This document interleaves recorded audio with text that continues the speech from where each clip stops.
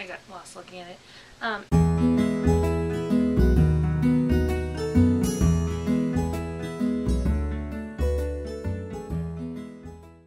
guys, it's just Robin. I wanted to do a quick video for you. I'm doing my top 10 children's books, so I'm just going to go ahead and get into it.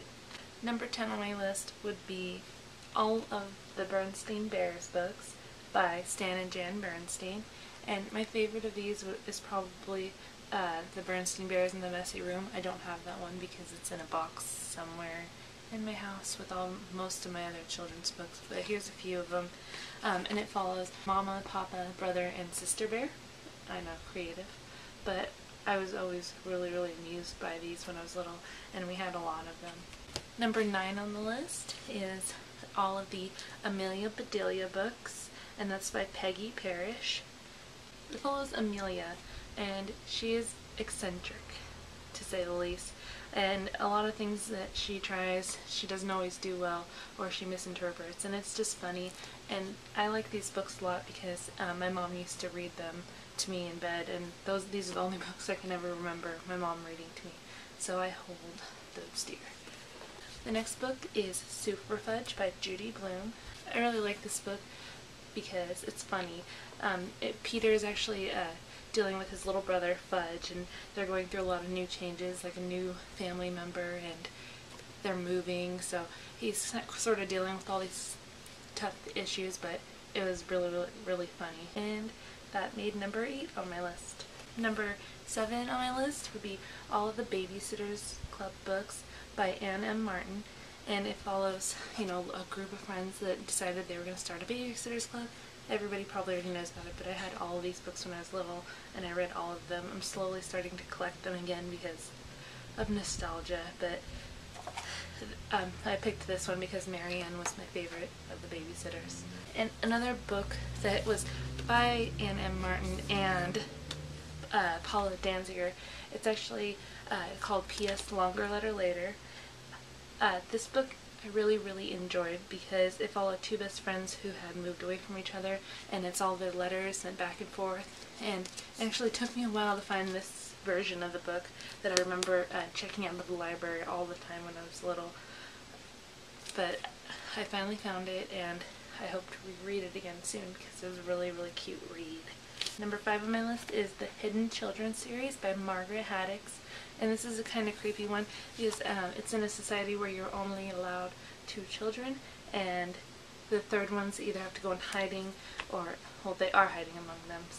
It's really dark, really creepy. I don't remember how many are in this series, but there's quite a few of them, and they actually get better and better as the series goes on. And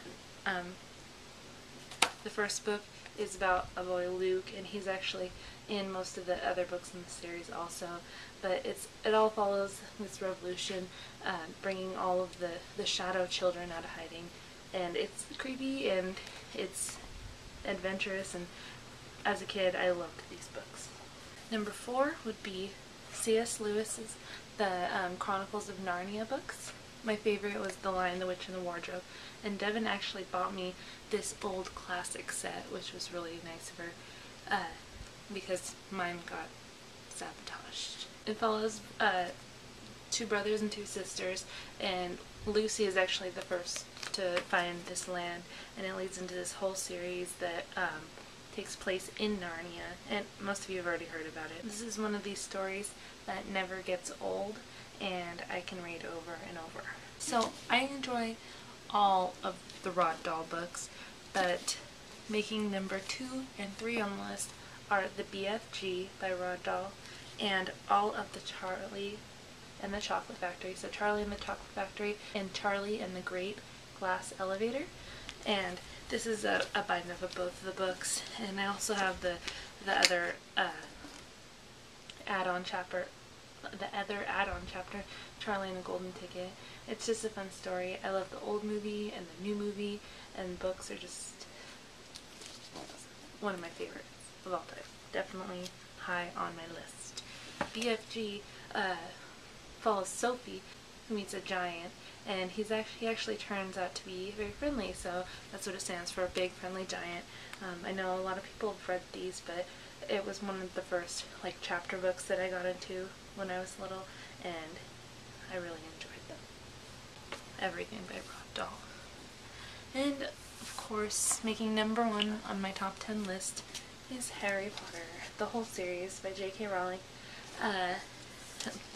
I borrowed this book from a kid at my table in 5th grade, and he had it sitting at the corner of his desk, and he never read it. So during our downtime after I was done with my work, I slowly started reading it off of his desk. You know, I asked him permission, of course, and eventually he just said, you know, you can have that book. And I had that book for a long time. I actually gave away my copy to my friend Liz because her mom's house got broken into and all of her Harry Potter books got stolen, so I kind of gave like my spare paperback books to her. But that's when how I got started in the series, and it all spiraled from there. I remember going to all of the midnight, you know, releases for the books and dressing up, and yeah, so it's sad that it's over, but like I said, it's always something. It's a big part of my life, so that makes number 1. Alright, well, that was my top 10 children's books. I hope you enjoyed watching it.